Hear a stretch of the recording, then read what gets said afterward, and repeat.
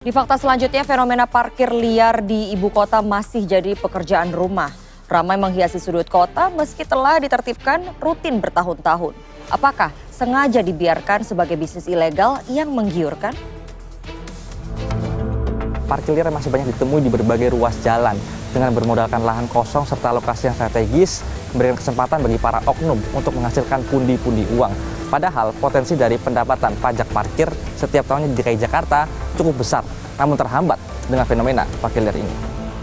Sudut ibu kota tak pernah sepi dari pemandangan satu ini. Deretan motor terparkir, bahkan kadang memakan badan jalan atau trotoar, jelas mengambil hak pengguna jalan lain.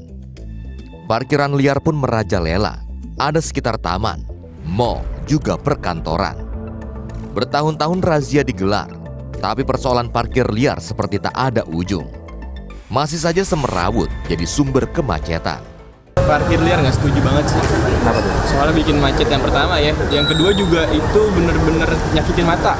Nah, tapi sebagai orang yang nggak setuju sebenarnya gue juga pernah jadi pelaku parkir liar. Cuma gue kapok karena helm gue hilang. Kayak gitu sih.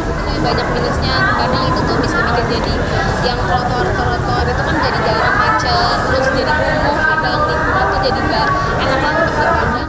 Gua kontra karena parkir liar tuh nggak jelas gitu, bikin kelihatannya nggak rapi ya kan, bikin juga susah jalan buat para pengemudi yang lain gitu. Jadi kalau bisa mah nggak ada tuh yang parkir sembarangan kayak gitu.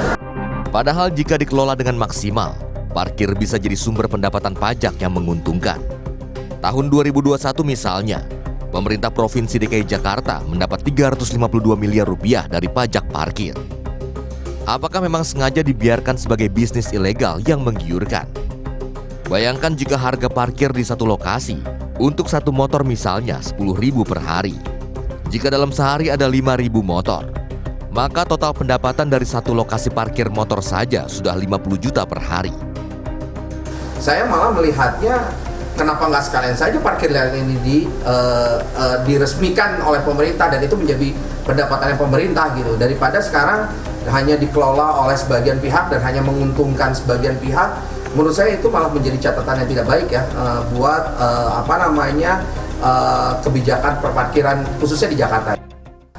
Pemerintah Provinsi DKI Jakarta, khususnya di Kota Jakarta Selatan sebutkan, sebenarnya razia parkir liar telah rutin digelar. Seminggu minimal 3 kali.